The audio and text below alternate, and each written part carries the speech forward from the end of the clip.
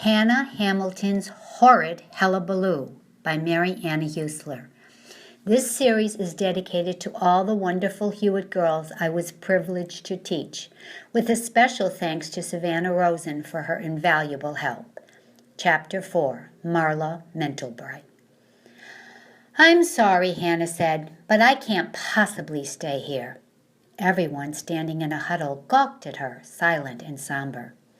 "I don't belong here," Hannah continued, "here in this place. Everyone is so old. I don't mean in terms of age." She looked at the little blonde girl with the singed pigtails. "But you all lived a long time ago. We can't possibly have anything in common, except for being dead, of course."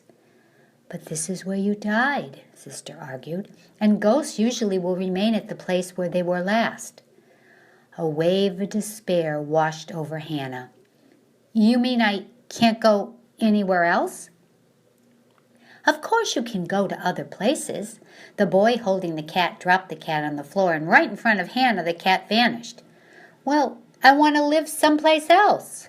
Again that ghostly goggle from everyone. Sister Maria Constance's eyes were pointing in two different directions, so there was no telling whom she was looking at. "Well, okay, maybe living is the wrong word," Hannah said quickly. "Can't I just hang out someplace else? Aren't there other ghost residents?"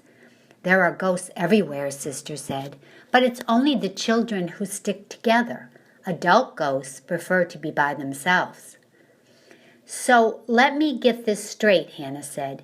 "If I want to hang out with other children who are ghosts, I have to find a place where they died?" In unison, the ghosts nodded their shaky heads. "I wish we could help you with that," Sister said, "but we seldom leave here, so we have very limited exposure to the outside world." "Which is exactly why I need to leave." If ghosts could look angry, these children did. "Sorry." "Before you go," Sister said, "you need to be aware of a few things. You have the potential, Hannah, to be a very powerful ghost." Hannah had never been a very powerful anything, so she figured Sister might say that only because she wanted Hannah to stay. They all wanted her to stay. They wanted her company because she was fresh and new. "You see," Sister went on, "when we die, we only have the knowledge that we left with. All of us have been ghosts for 50 years. The world has changed so much, and we know so little of it."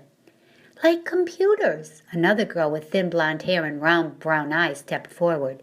She introduced herself as Mary Lou Butterworth. "You know all those viruses online that everyone is frightened of and blaming people in foreign countries? They have no idea. They're not the product of the living." "Why doesn't someone tell her the truth?" The little girl with the singed pigtail stepped forward. Hannah reasoned that she couldn't be more than 7 or 8, but she had a strange maturity in her expression and a profound sadness. "Rosalind," Sister interrupted her. "She has the right to know her enemy." Rosalind was also defiant, which Hannah admired. "Her name is Marla Mentalbright," the boy who made the cat disappear said quickly.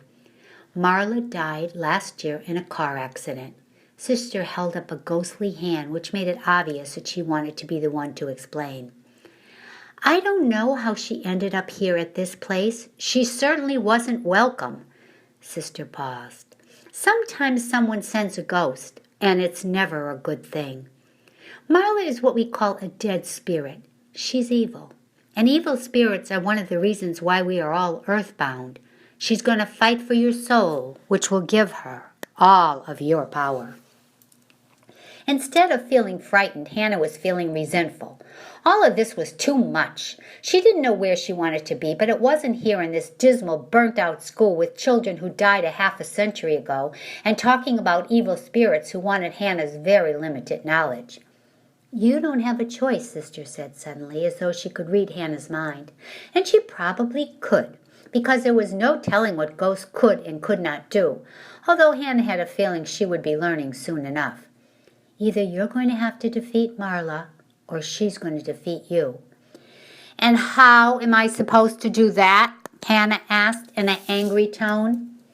"In due time," Sister said. The answer infuriated Hannah. "I have to think about all of this," she said. "Of course." Sister barely got the words out when everyone suddenly disappeared, leaving Hannah all alone.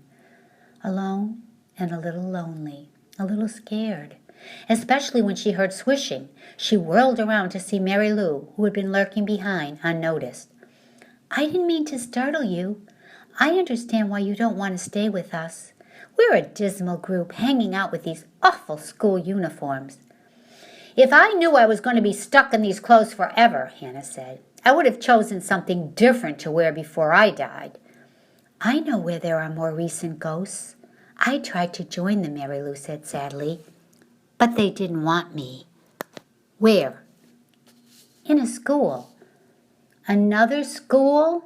Not my favorite place. Why can't they congregate in an amusement park or the mall or a bowling alley?" "It's an all-girls school on Blueberry Hill, Miss Anna's academy. The ghosts live in a dollhouse in the library of the lower school." Hannah knew exactly where Miss Anna's academy was. It was where the rich girls were educated. Hannah didn't like them when she was alive. She didn't think she'd like them any better now that she was dead. But she had always loved dollhouses. "Thanks," she mumbled to Mary Lou, and then Hannah lifted herself off the ground and floated right through the walls into the cold, crisp autumn air, having no idea whatsoever that she was being followed by a dark, dank presence.